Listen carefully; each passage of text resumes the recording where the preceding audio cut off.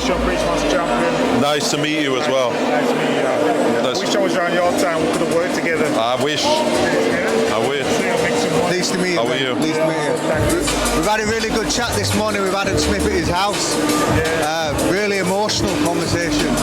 I mean, when obviously your name came up, said he's really proud of what you're doing, really proud of how you're taking everything on board. First time meeting you, first time to a Sky show, but we used to train with Johnny Nelson, good friend with him, so we've been in the Ingles camp, and we decided to do this channel as a podcast originally for boxers needing a voice after boxing 13th and final round. But then we realised that a lot of the fighters are now getting asked the same old questions: how's training camp, how's nutrition, this, that, and the other. So Johnny advised us, get onto the circuit, get out there, start asking real questions. So we're going to start finding some real questions. So, a real question to you: do you feel that the Saudi Arabia impact into boxing is affecting what's going on in England in a good way or a bad way? Look, obviously it's having an effect. I think the British fans still want big fights to happen in Britain.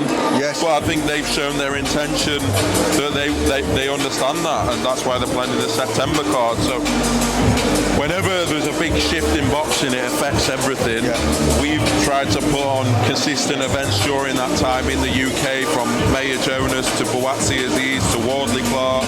Lauren Price fought in Cardiff recently. This is a huge domestic world title stadium fight. We're trying to continue that legacy really of Britain being the home of boxing and the big events and the big arenas. However, what they've done for boxing is make fights that otherwise wouldn't be made, and that's incredible. So I think at the moment we're getting the best of both worlds, and we're still getting the big events in the UK, and we're getting the big international events. I agree, and I think that the Fraser Clark Wardley fight, wow.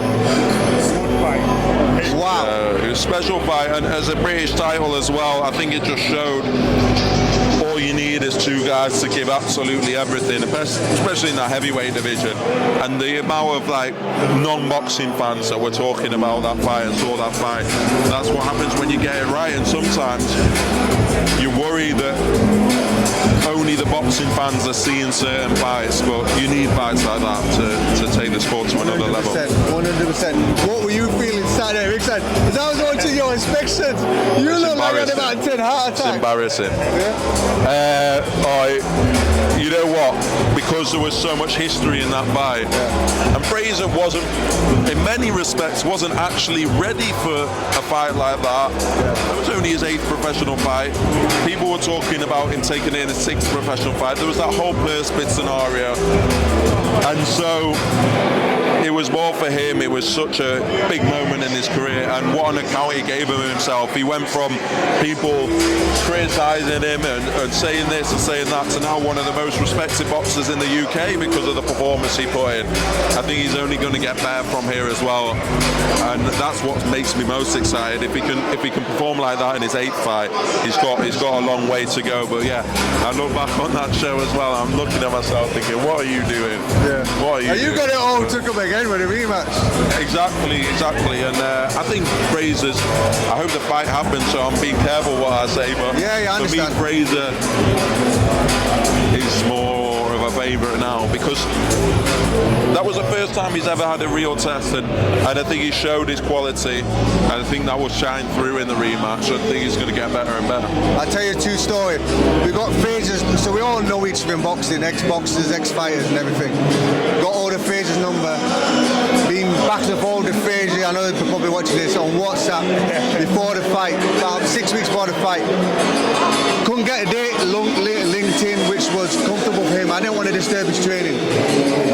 That's the one thing, we understand what fighters go through. Only if it's not going to disturb your focus.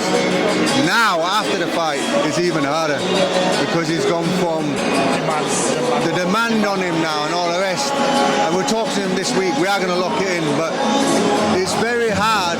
People watch the fight but don't understand what the fighters go through. The build-up, the lead-up. He had a lot of pressure for me, actually. The shackles are a bit off him now because he was getting so much.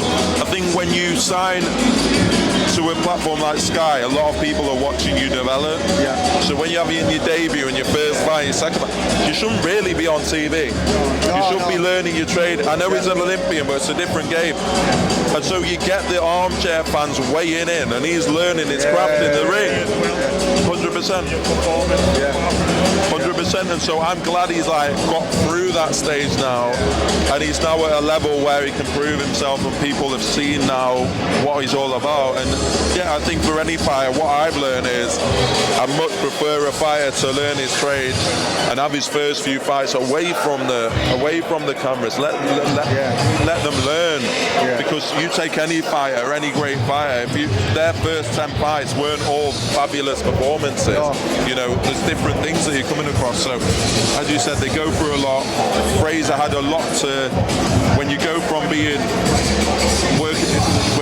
being an amateur fighter to a professional fighter, completely different game, and the attention was so much for him to get used to.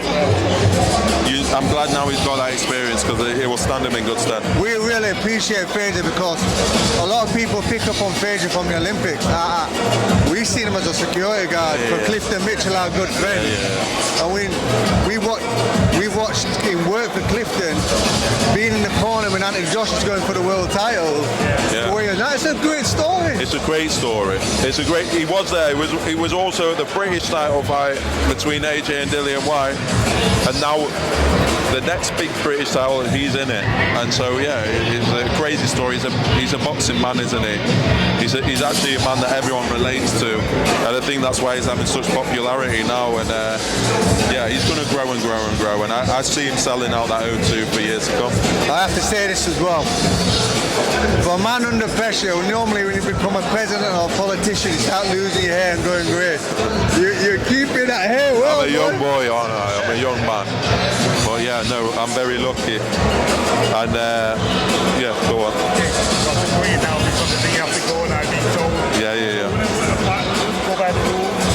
Respect you. Good to see you. Respect your time. Thank you very much.